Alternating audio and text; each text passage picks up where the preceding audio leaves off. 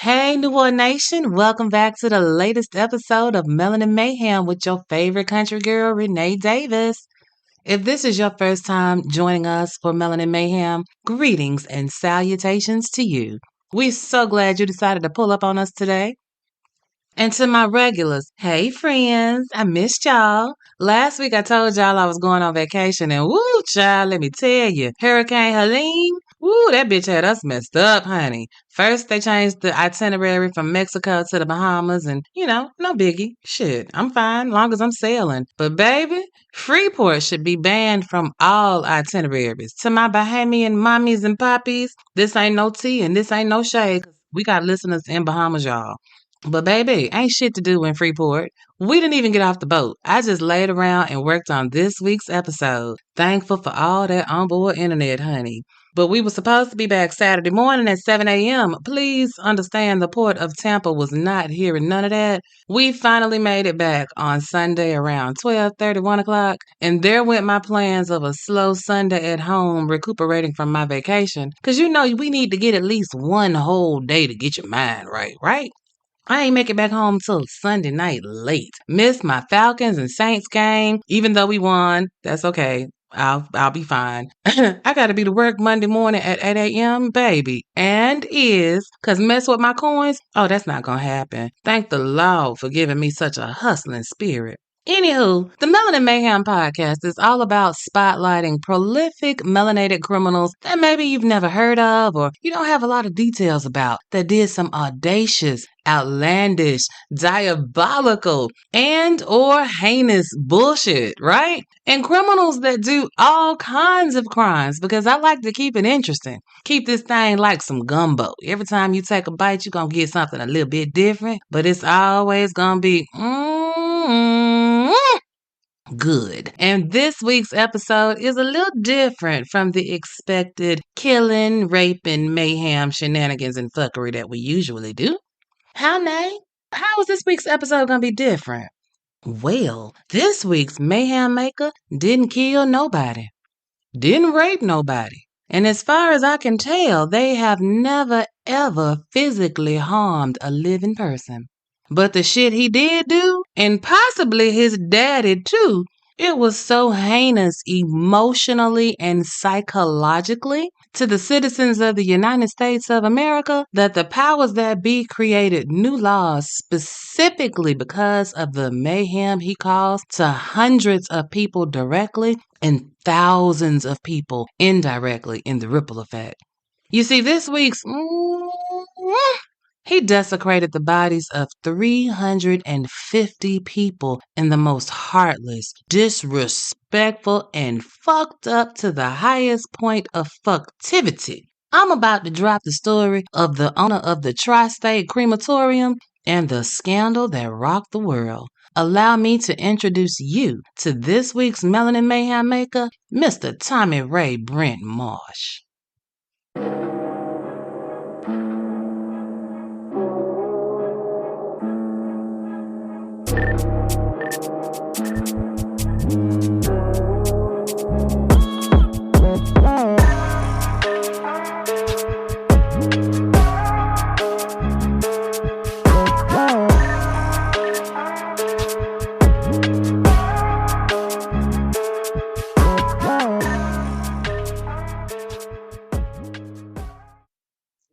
New Orleans Nation, let me tell you something.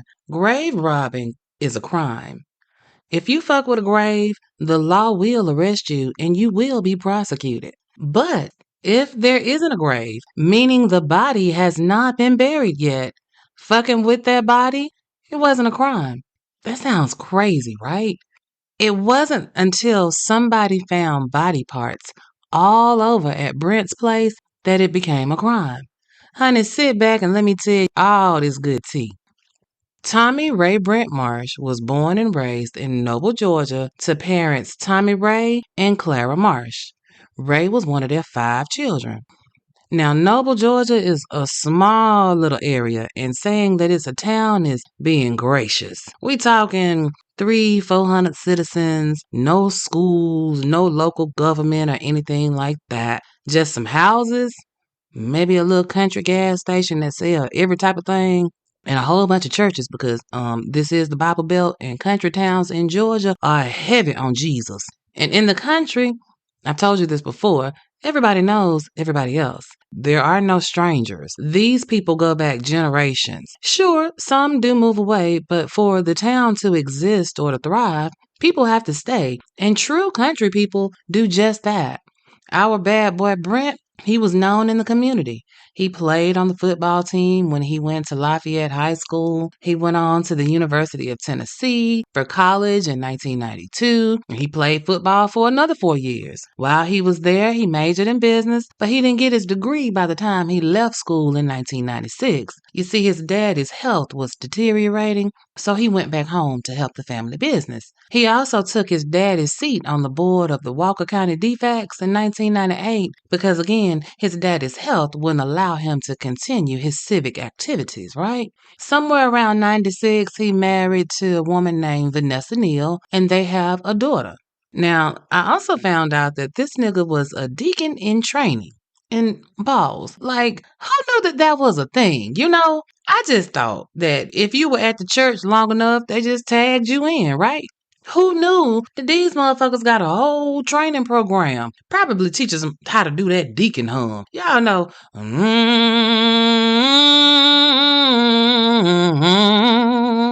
You gotta get that in the good, get that spirit rolling. It probably also teach them how to get that collection plate added up before the benediction, you know. In the country, that's the type of shit you do. I know in the city, the deacons don't do that hum no more, but if you go in the country, you gonna hear that hum.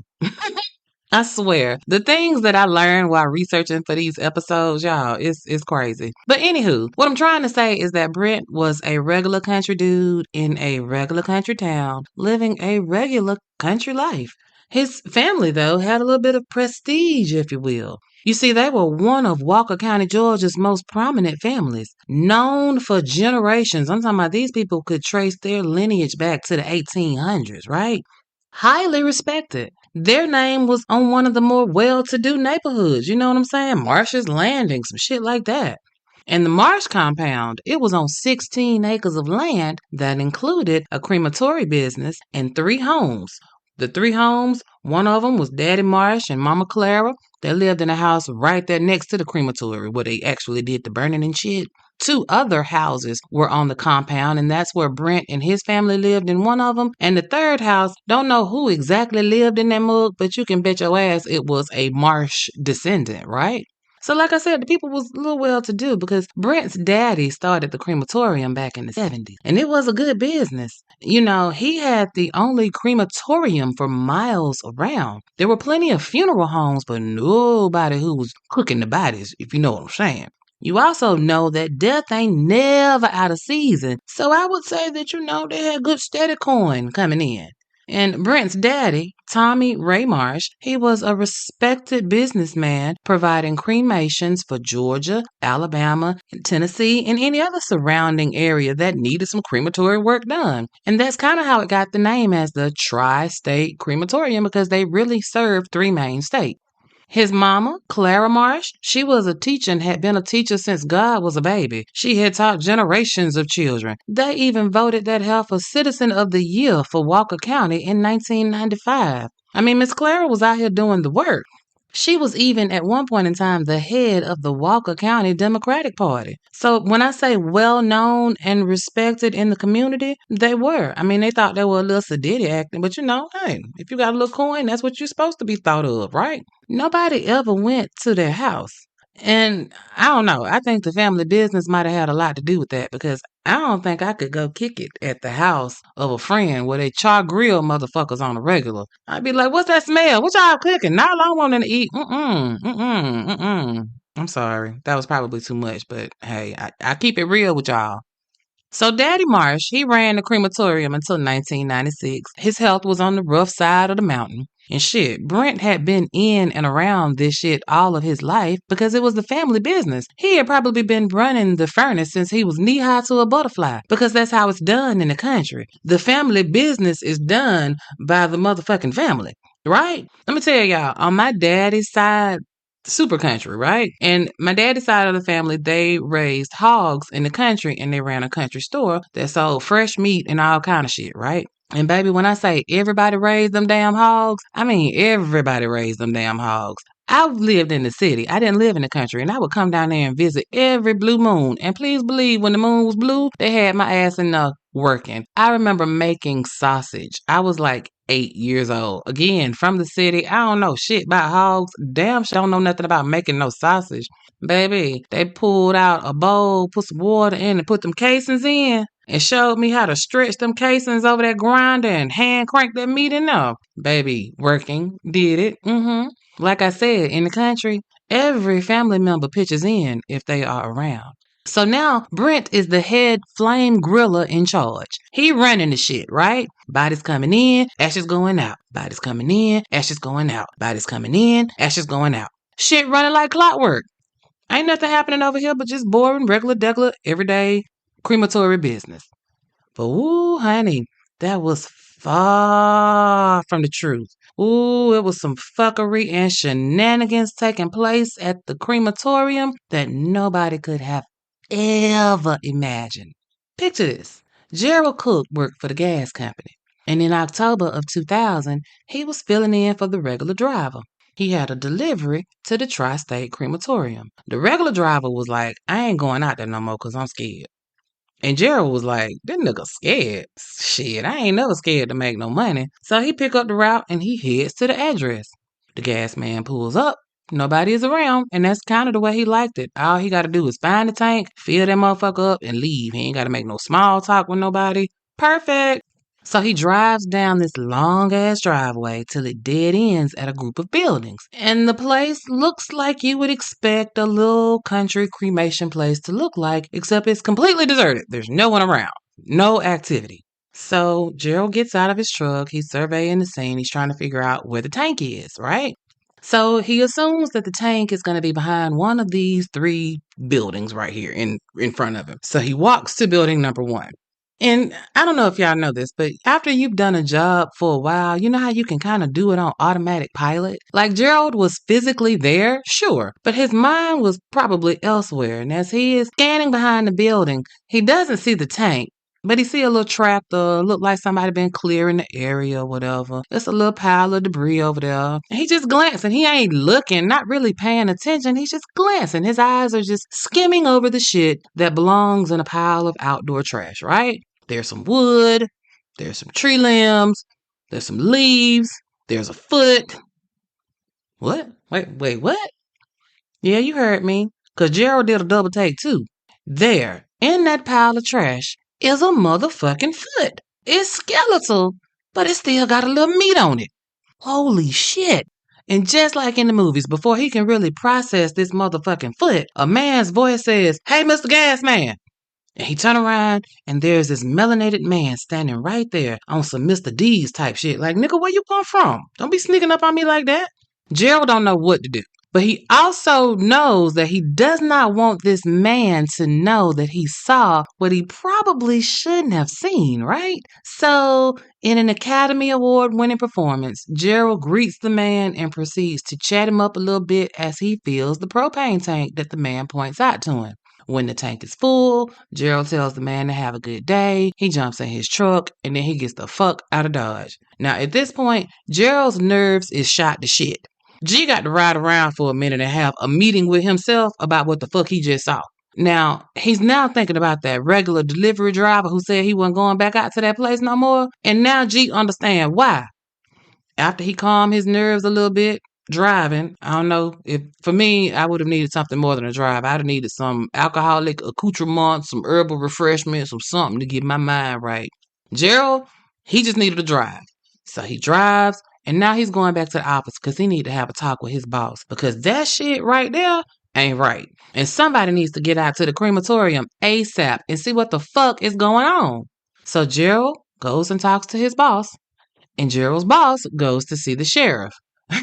Talk about an uncomfortable conversation. Man, you can't get people to talk about getting life insurance, much less try to verbalize that one of your employees is reporting body parts in the trash. But nevertheless, the gas man's boss is right there doing just that. And now the sheriff, like any other normal person, his first thought was that maybe they were just running behind over there at Tri State. After all, the gas man was making a delivery of propane. Maybe they had done ran out. The crematorium didn't have enough juice to finish cooking all the bodies on the to-do list for that day. You know, humans always want to believe in the best in a situation, and we want to ignore the worst possible outcomes. We just don't want to do that. And the sheriff is no different. His mind didn't automatically go to something criminal because what else do you expect to see at a crematorium?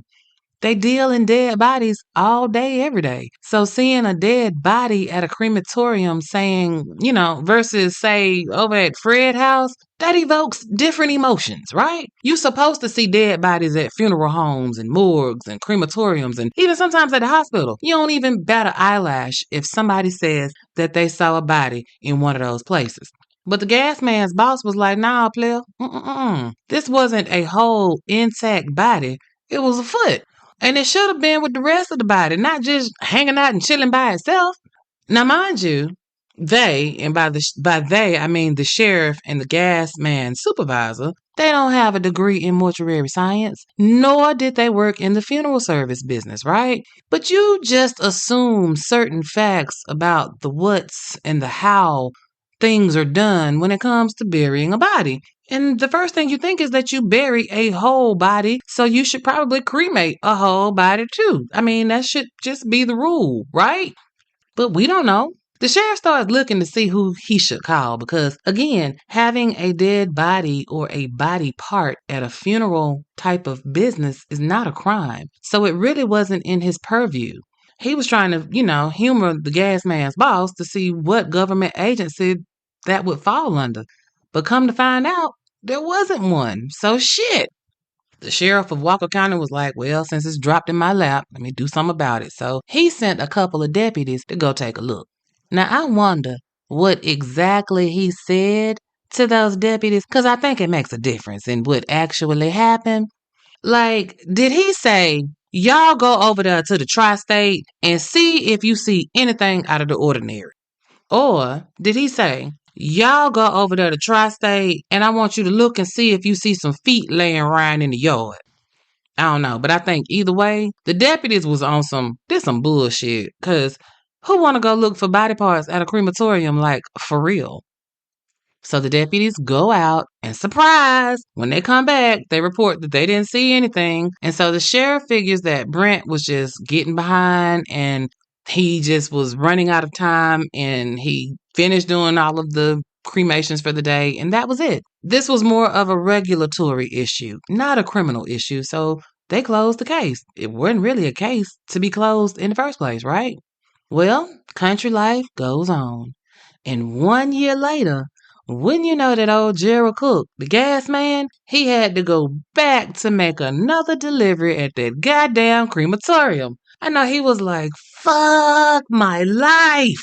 But here's the thing. Old Gerald wasn't really fucked up about it because he had told his boss what he saw. And that's what they say, right? If you see something, say something. He did that. His boss had talked to the sheriff and the crematorium was still in business. Nobody had been arrested. So everything must have been on the up and up, right? There must not have been a crime committed. So since there wasn't, nobody went to jail because if somebody went to jail, everybody would have known about it. It's the country. So while Gerald wasn't jumping up and down about having to go back out there to the crematorium, because, I mean, who gets excited about having to go where the dead people are? Gerald was all right with it because it was his job and money talked. So Gerald heads back to fill the Tri State Crematorium propane tank. Once again, nobody is around, and this time he ain't got to look around for the tank because he know where it is. He backs his truck right up to the spot and starts filling up the tank. Well, while not looking for anything, his eyes kind of glance around a little bit. Again, not trying to look for anything, but it's hard not to see what's around you. Man, New Orleans Nation, tell me why his eyes happen to see a fucking body laying on a board, propped up against another goddamn pile of debris.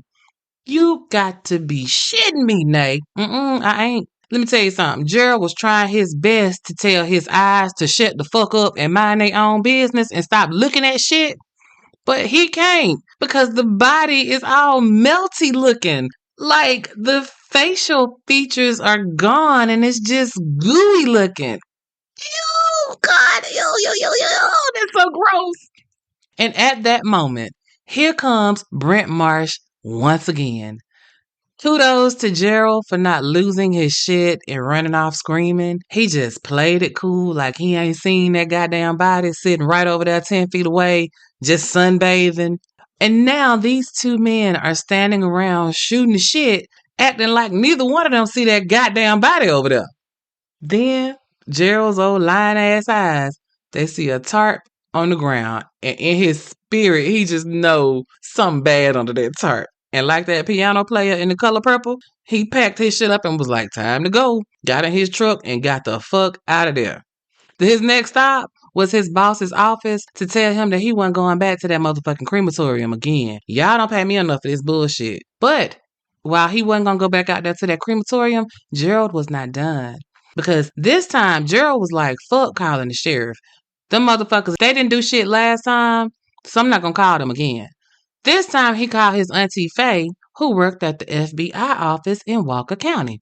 Auntie Faye, Auntie Faye, Auntie Faye, I gotta tell you something, man. These motherfuckers is over here doing something over at that Tri State Crematorium, man. I don't know what the fuck going on, but I told the sheriff last year that it was a foot out there and they didn't do nothing about it. I just left him over there and it's a whole goddamn body and that motherfucker looked like it had been out there for a minute, Auntie. Auntie, this ain't right. Auntie, I need your help. You work for the FBI, Auntie. Do some FBI shit and get out here and FBI this shit to death because something ain't right, Auntie.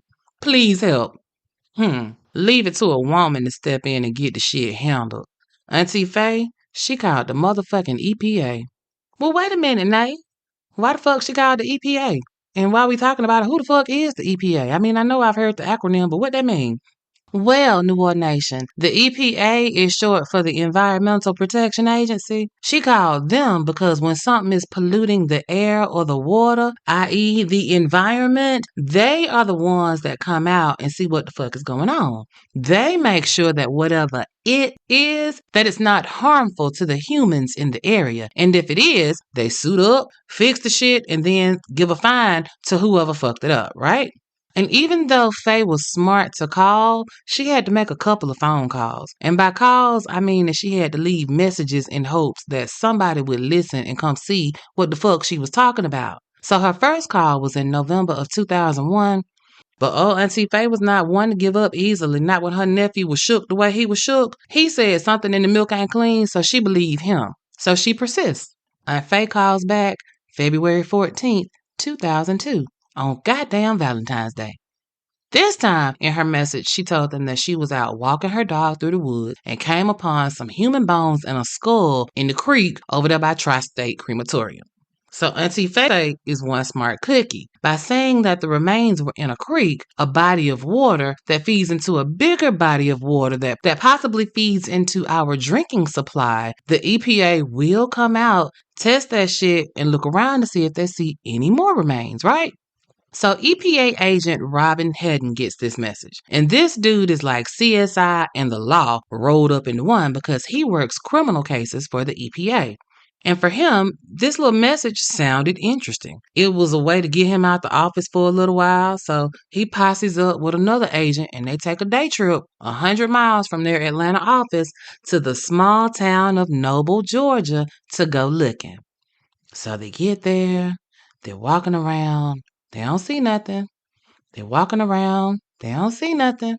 And just to set the scene a little bit for you, they are walking the wilderness. I mean, in the country, it's a lot of acreage, but on most of that land, it's not cleared. We're talking trees on trees on trees on trees. And the ground, it's just layers of leaves and pine needles that have fallen year after year and just compacted on itself. So spotting bones is not just as simple as saying, oh, look, there's a bone. Oh, no. You got to dig and move some shit around. But it's 16 goddamn acres. And they are just wandering around with no map and no directions to a specific area. They're just out walking. And just as they are about to call it a day, one of the agents sees something that's kind of shiny-ish. It stands out because in the forest, it's just a sea of earth tones, browns and greens and dark, there's something look a little shiny. So he walks over to it to take a little closer look down at it, and it's a motherfucking part of a cranium. A head. So the EPA boys take a quick little video of what they find, and then they leave to go make some phone calls and shake some trees because we need some more people to get out here. Now, in an ironic turn of events, since they found a body part, they go and they call 911 to report that body part. But didn't Gerald the gas man already do that last year?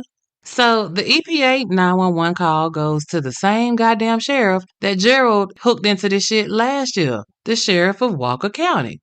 But now, since it's the EPA making the call, they got the whole goddamn cavalry to come in. The sheriff of Walker County is there, the coroner for Walker County is there, and the GBI, the motherfucking Georgia Bureau of Investigation, baby. Ooh, that's them big dogs. Honey, at this point, the cavalry still don't think that this is a thing. In their minds, these city slickers are overly exaggerating a situation for a little piece of bone. Now, mind you, all of the cavalry except the EPA boys, they know Brent Marsh and his family. So because they, air quotes, know the Marshes and they know the Marshes are good people, they're not batting an eyelash. But cross-divisional cooperation being a thing and all, they're going to humor these city boys and go out here and poke around on the property with them just to say that they cooperated, right?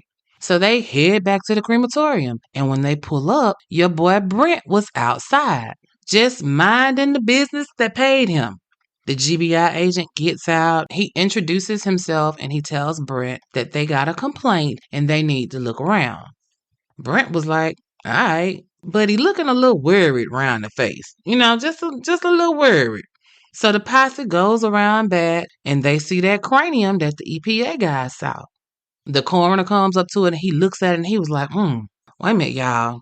This staple right here, you see this staple? This staple is what a mortician would put in to hold the jaws closed. So this is definitely a human skull, a piece of a human skull. Well, shit, the mood changes a little bit. They're still like, okay, because this is a crematorium and bones are expected to be there, just not necessarily on the ground randomly, right? But what do we know? Maybe it just dropped accidentally. But then the coroner was like, yo, my man, look at the motherfucking ground. It's all kind of little bones out here. There goes some finger bones. Them look like some toe bones over there. I don't know, that's like a chipped off piece of bone right there. Again, a motherfucker will try to explain away what is right before their eyes. The other members of the posse were like, man, them probably chicken bones. Well, wait a minute, what you trying to say, Cletus? Because they black, they got to be having chicken bones in the yard. You don't see no goddamn chickens around here. Ain't no goddamn bags of Churches and Popeyes and KFC. Where the fuck these chicken bones would have come from? But they're going to keep looking, and they keep walking, and they keep trying not to look. But they see a cardboard shipping box. It's one of those kinds that's long and big enough to ship a body in. They didn't want to, but they opened that motherfucker up. And please tell me, y'all, why is there a black man just chilling in that motherfucker? What? First of all, before I go any further, hats off to law enforcement, CSI, forensics, all them other motherfuckers that have to show up and do a job that don't nobody want to do. I give law enforcement hell for not spotting patterns and taking too long to figure out who the fuck did something. But when I'm also fair, so I will also give grace and kudos and props for these people who do an amazing job at something nobody wants to do. Because let me tell you something. Understand, I would have quit. They got several buildings to go in and see what the fuck is inside. And this is 16 acres of surprises just waiting to be found. I would have quit on the spot. Handed in my badge, you know what, and went the fuck home. Y'all can goddamn, my last check can be direct deposit. I am officially unemployed because I ain't got time, not today. Oh, no. Because understand, you can't unsee what they are about to see. Ooh, child, y'all buckle up.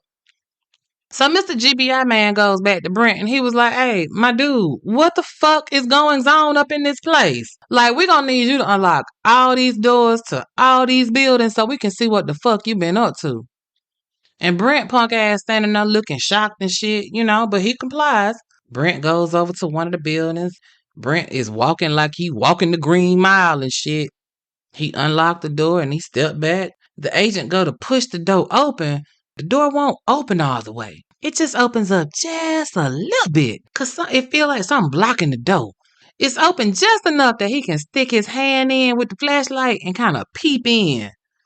They say this room was like 60 feet long, 60 feet wide, 60 by 60. And y'all, that motherfucker was wall to wall with bodies just every motherfucking where. Everywhere? Everywhere, bitch. In all stages of decomposition. They were in the clothes that they died in. Some were in hospital gowns. Some were in regular clothes. Some of them was bloodstained. Some of them were naked. Just laying the fuck there. Like, imagine you go in the house and you pulling your clothes off and you just tossing it towards the hamper and you miss. And wherever it land, that's where the fuck that piece of clothing is. And you do that every day for years. And the room is now just full of discarded clothing everywhere. There's no organization whatsoever. That's exactly what was going on in those buildings on that property, y'all. Every building except the Marsh family home, which was right next door to these buildings, had bodies on bodies on bodies on bodies inside of them. Imagine being the agent looking at these bodies.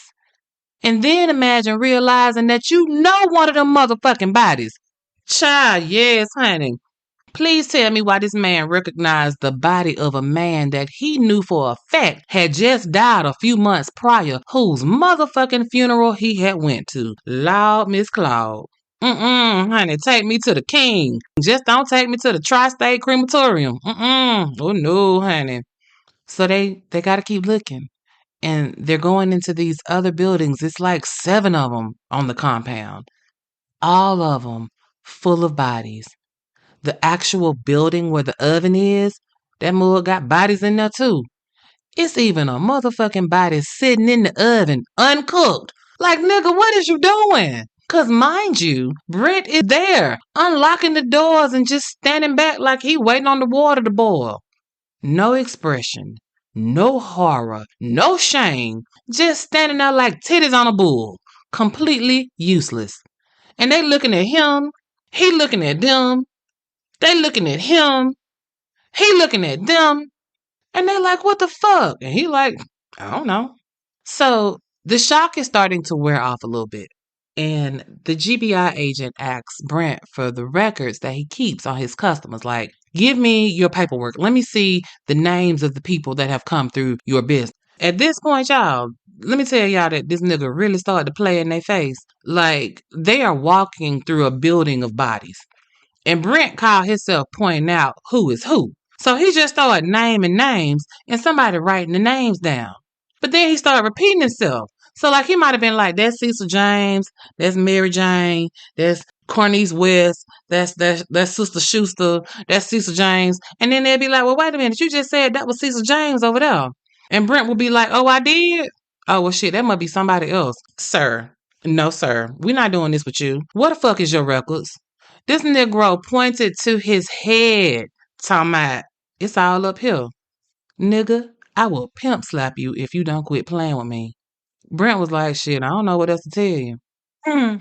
Mind you, while the GBI agent is getting his face played in, the rest of the posse is still out in the yard and on the grounds looking around, and they see bones and bodies everywhere they look. Just bones and bodies, bodies and bones, bones and bodies, bodies and bones, all kinds of bones. Every fucking where. This is a real life scary movie, and this is just the opening credits. Every place they look, like there are vehicles on the property, a van and a hearse, bodies and bodies and bodies and bodies. Here's some tarps out here. Pull up the tarp, body, body, body, body parts, bodies, bodies, bodies. Look behind this door, there go some more bodies. Ooh, there go a pile of leaves. Look up under the leaves, more bodies. Everywhere they looked, if it was something to see, there was a body or there were bones there. Fresh bodies with meat still on the bones. Old bodies that were just skeletons, and every state in between those two. They found a wood chipper with bone fragments in it. That was this motherfucker's blender. I mean, oh my God, it was like a haunted house, only the props were real as fuck. Like they were looking through piles of trash. Like, maybe you don't know, but in the country, you upgrade something, you take all your old appliances, all that old shit, and you just throw it somewhere. So they see a bunch of tires and appliances and shit. They go in there and look, more bodies, more bodies, more bodies. And mind you, Daddy Marsh and Mama Marsh is in the house while all of this shit is going on. Now you would think that they would be outside trying to see what the fuck is going on here. Nope, not them. So you tell me, y'all weren't shocked and amazed about what was going on your family homestead at your business? New Orleans Nation, on that first day of looking, on February 15, 2002, they found 40 bodies. They stayed out there looking until around 11 o'clock that night before they called it a day. And when they called it a night, guess what Brent did? Nothing. He went in his house and he went to bed. Yep, you heard me. You see, he hadn't committed a crime. Grave robbing is a crime. Necrophilia is a crime. The bodies had never been buried. None of the bodies showed any signs of him getting his rocks off on them, right? He just didn't perform the service of cremation like he was paid to do. That was not a crime in 2002. Technically, he desecrated the bodies, but again, the law at the time only applied to bodies that had been buried. So while the investigation continues, law enforcement got to get into the books and see what kind of crime they can actually charge this nigga with. Because right now, they ain't got nothing. They finally settled on good old-fashioned theft.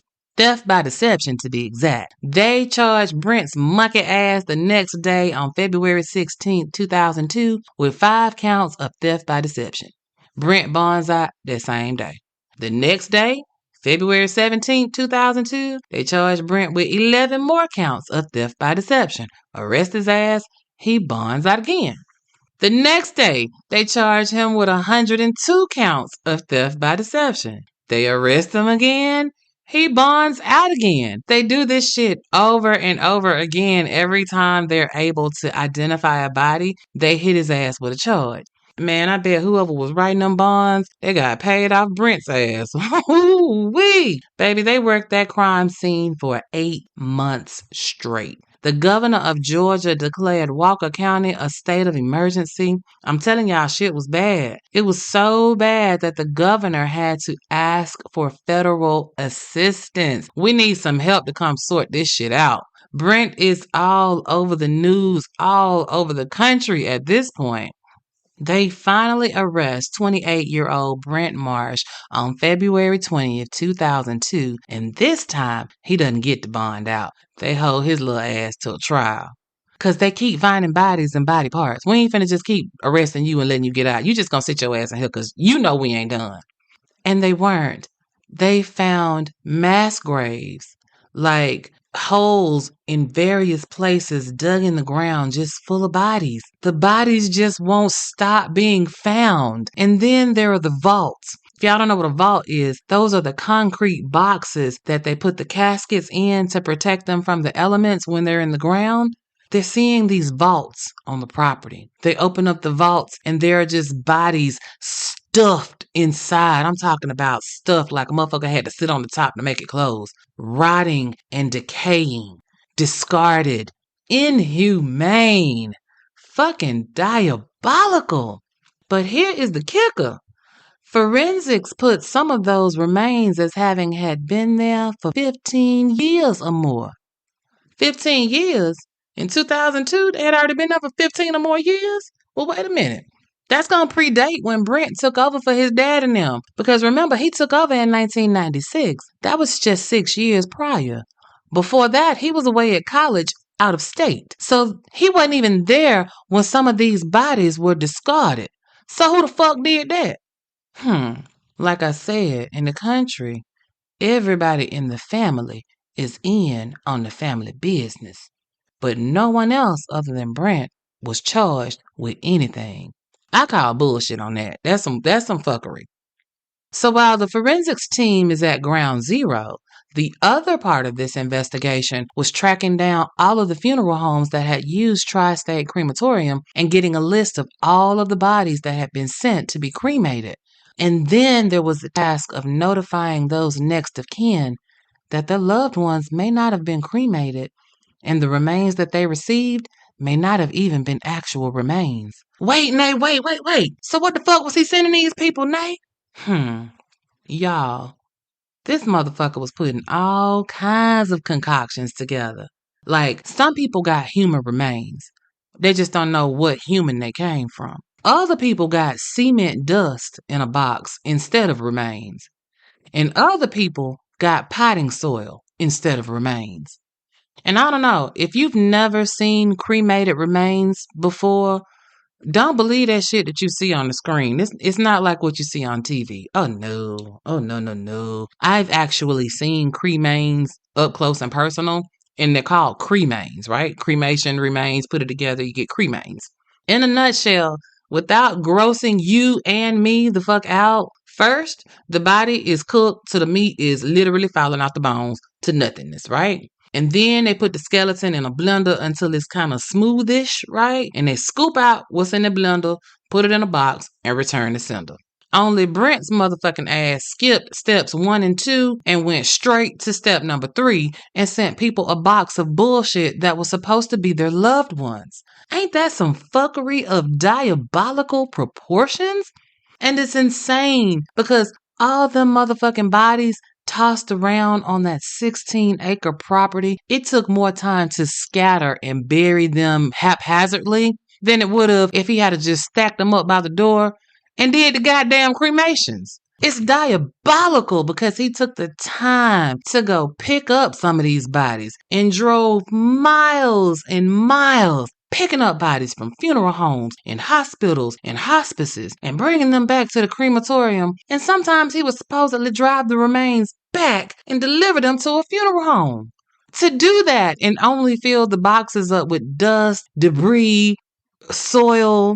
Like, take time to package that shit up, label it, and send it back to somebody to mourn over, to grieve over, to make trinkets and memorial gifts out of. And he knew it was all a lie. And he did that shit over and over and over and over again. Like, that's a sadistic motherfucker. Y'all, like, what the fuck? It wasn't even like he was making big money because they say on average, he was only bringing in a few $100s. And I don't understand because if it don't make dollars, it don't make sense. All this deception for a couple of $100s? All in all, they found 339 bodies, but they were only able to identify 226. That's 113 bodies that nobody will ever know who they are. A mess. And when they asked Brent why, nigga, why? The only thing Brent would say was that the incinerator wasn't working. What? Nigga. So if it ain't working, you got 2 choices. Get that motherfucker fixed or don't accept no goddamn bodies for cremation. Like, he was literally on some it's cheaper to keep them type of bullshit. I just can't. I can't. They indicted his monkey ass on 787 felony charges. 787. It wasn't but 339 bodies. They must have been charging his ass by the bone. And they charged him extra if the bone still had a little skin on it. I don't know. And this nigga must have knew that if he took that shit to trial, they were going to give him 787,000 years. So his defense team got him a deal. They did. On November 9th, 2004, Brent pled guilty to all charges, and he was sentenced on January 31st, 2005. They gave your boy 12 years in prison and probation for the rest of his life. And this wasn't no 12 years do 6 type of thing either. Oh, no. They made your boy do every day of them damn 12 years. He did go up for parole twice, once in 2008 and again in 2013. But the parole board was like, boy, bye. I wish we would. He did every last one of them 4,380 days. He did them to the door. They let him out on June 29th, 2016. Now, his first stop out of prison wasn't to get something to eat. Oh, no. It was to his probation officer. That nigga ain't gonna never go to non-report status. They probably even make him pee in a cup, just be damn cuz. I know I would. Along with the probation for life, another provision in his sentence was that if he ever made a quarter off of saying a motherfucking word about this shit, he would owe Walker County, Georgia, $8 million. Yep, you heard me. $8 million. Yes, indeed, honey. That's one way to make sure that that nigga stayed under the rocks for the rest of his days. Don't you say shit to nobody. What they say in The Color Purple? You better not tell nobody but God. And if he give you a quarter, we want our $8 million. The other conditions of his probation were that he had a $1,000 fine to pay every year to the probation office. He had to do a handwritten letter of apology to the representatives of the families of the 226 people that were identified. So that's 226 letters that he had to write. He also had to write an apology letter to the community of Walker County, Georgia, because, sir, you fucked over our whole little town. Didn't nobody know nothing about us. Now everybody looking at us. So write an apology letter. Both sets of letters had to be done within 6 months of him getting out. TikTok, motherfucker, let's get on it. And in 2016, he did indeed write all of those letters. But nigga, we ain't trying to hear shit you got to say. Did I also mention that the families of the people, they sued the shit out of the Tri State Crematorium? Oh, yes. Class action style for breach of contract, negligence, fraudulent conduct, interference with the right to burial, intentionally mishandling a corpse, and they topped it off with a little intentional infliction of emotional distress. They sued every living member of the Marsh family. Daddy Marsh, Mama Marsh, Brent, and his siblings. We don't even know if they worked in the building. We don't even care. You a Marsh, you knew. And I don't blame them. Like, they even sued the funeral homes, too, that handled the bodies, as well as the crematory itself. All said, that class action suit had 115 defendants. And they got a little coin. They did get a little coin, which is the least, right? But Brent's bullshit caused a shitstorm across the nation because funeral homes are regulated.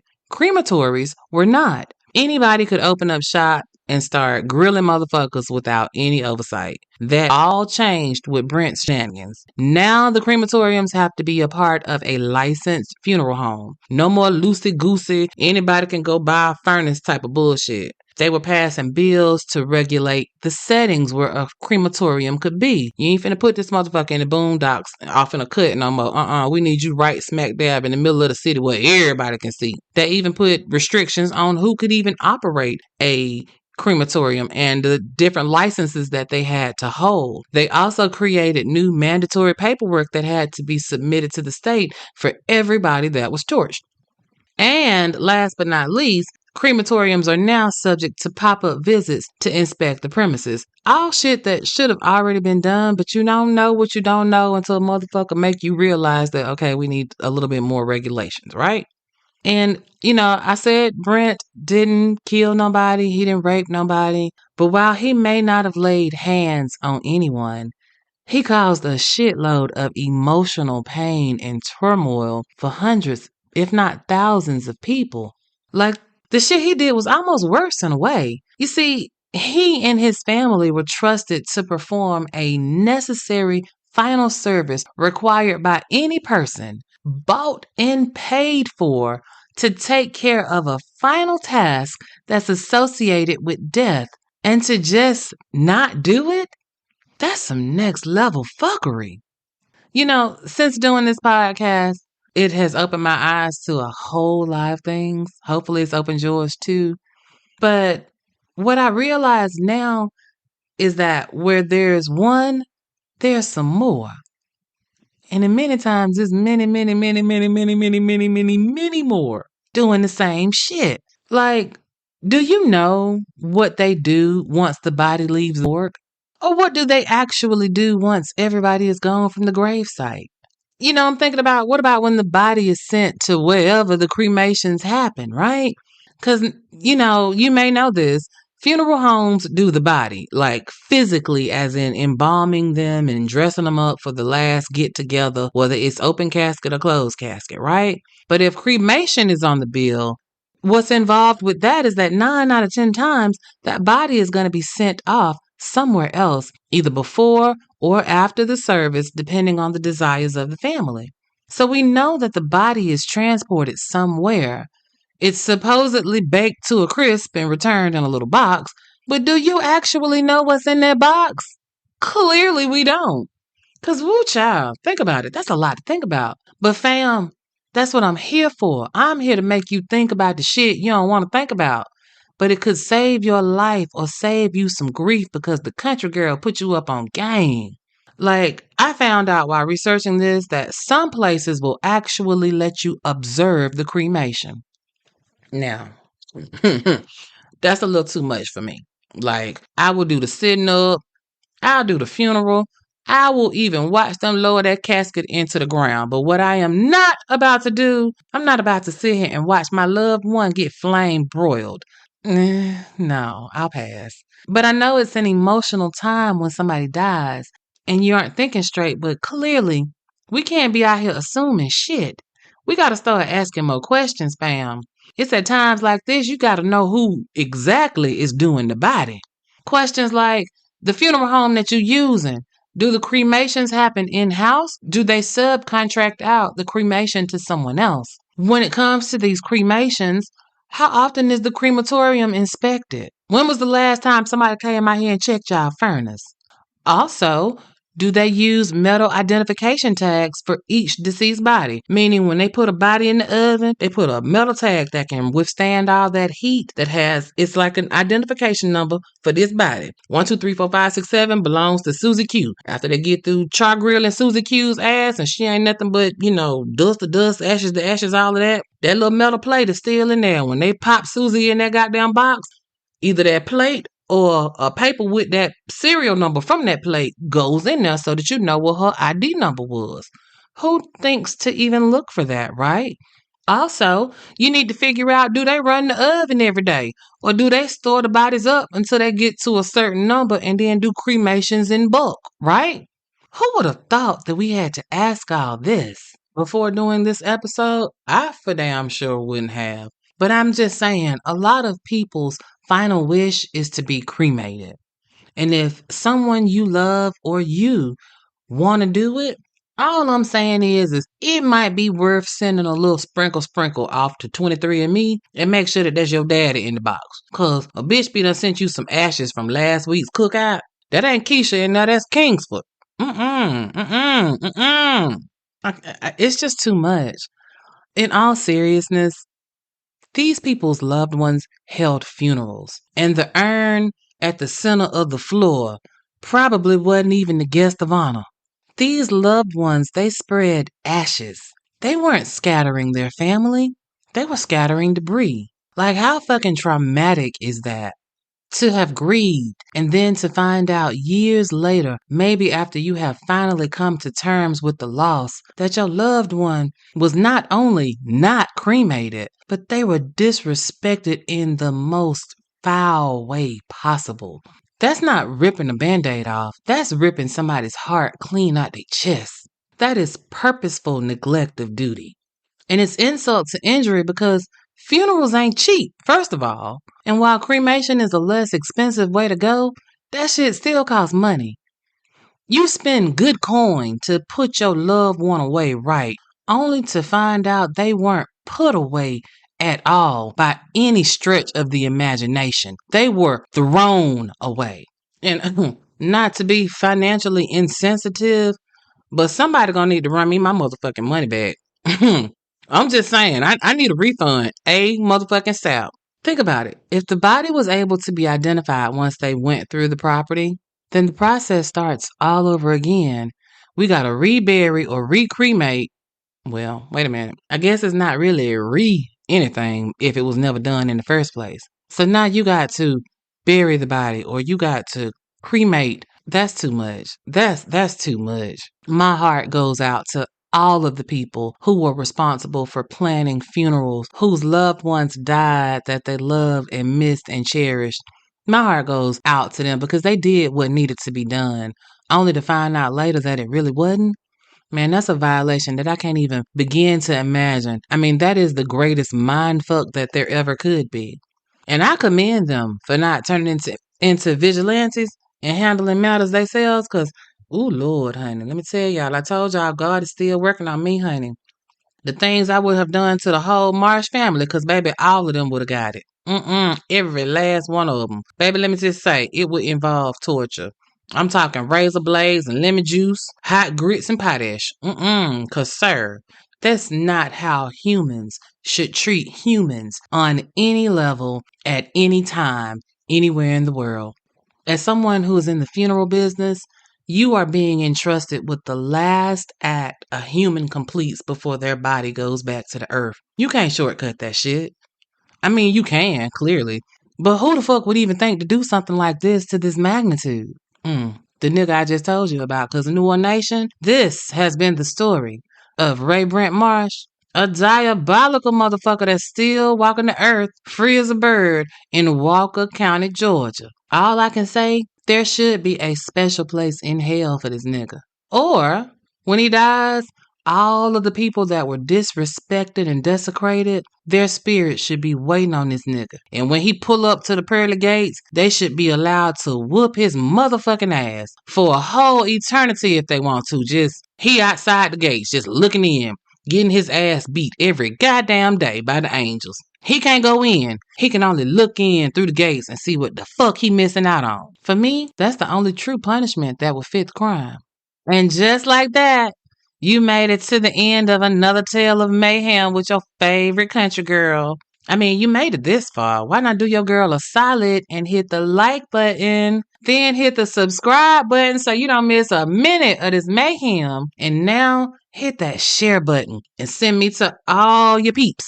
Check out the social media pages. We are Melanin Mayhem Podcast or Melanin Mayhem PC on X, Instagram, Facebook, and YouTube. Y'all, I hope I didn't gross you out too much this episode. I know that this little bit of knowledge that I dropped on y'all about cremation etiquette is gonna stick, though. I bet you that. Talk to somebody that you know. Make sure that they know what questions to ask. We all gotta be each other's keeper. So y'all know how I feel. I need y'all to stay safe. I need y'all to stay vigilant. Because remember, if you stay ready, you ain't got to get ready. It's one love, New One Nation, and the country girl is out of here.